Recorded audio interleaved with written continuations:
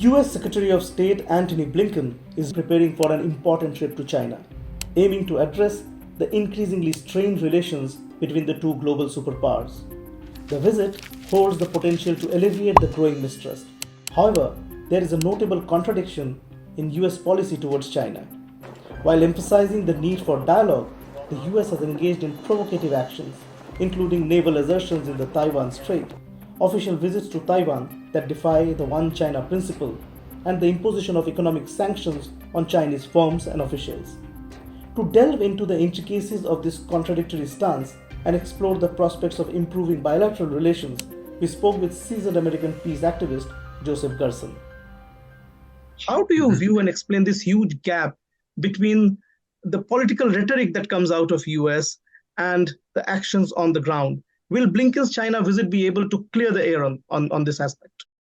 Well, I don't know if he'll be able to fully clear the air. I'm reminded. I read the memoir of the former Soviet ambassador to the United States, Dobrynin, and he talks about the intensity of the conflict of the tensions in the Cold War, but also the efforts by senior diplomats and the government leaders to contain them. I think, and we've written about the contradiction between the U.S. articulation of its commitment to the One China policy and its clear actions here to bring Taiwan fully into the U.S. sphere.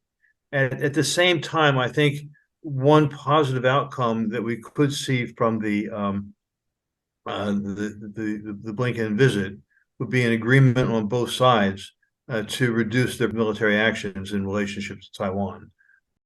So I think it's in the interest of all sides, and maybe an agreement could be reached that we want to actually contain this confrontation. What, in your opinion, are the biggest challenges to improving China-US relations? What advice would you like to give to Antony Blinken as he prepares for his visit to China? Well, I think the deepest problem is the confrontation between the world's two largest economic and military powers. China has risen. The so-called rules of the game were dictated by the United States after World War II. China had no input into that. Now that China has risen, of course, they want to modify those rules.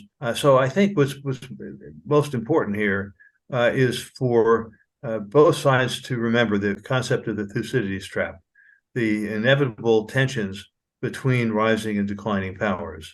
And as the former Australian Prime Minister, Kevin Rudd, has said, we do need to establish guardrails to keep this competition from escalating ultimately to nuclear war, which would end all life here. One thing I would point to, which I think would be a very helpful way forward, both of our peoples and peoples of the world face the existential threat of the climate emergency. I mean, it is very real. It's going to have massive impacts on this and future generations, and that certainly will impact political stability on both sides.